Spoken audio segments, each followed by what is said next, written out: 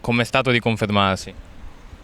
Ma è stata una vittoria sofferta perché è stato abbastanza un percorso complicato perché arrivando secondi in stagione regolare abbiamo avuto un playoff un po' più complicato diciamo dei nostri rivali e abbiamo incontrato quarto di finale la Roma che è un'ottima squadra, in semifinale il Napoli col quale siamo andati addirittura a gara 3 dove poi ne siamo usciti con una grandissima partita e poi abbiamo vinto per 3-2 la finale contro l'ex Siracusa, contro il Catania che è una squadra sempre molto molto forte e siamo contenti per il nono titolo.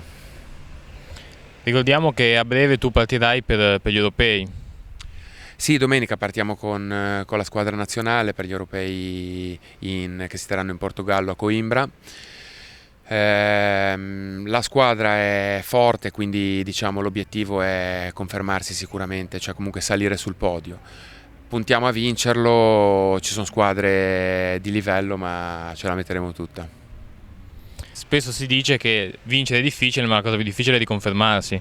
Sì, assolutamente. Negli anni ormai è consolidato che il sistema che adottiamo funziona perché insomma 9 scudetti, più Coppa dei Campioni, più varie Coppa Italia, comunque la realtà ormai è questa.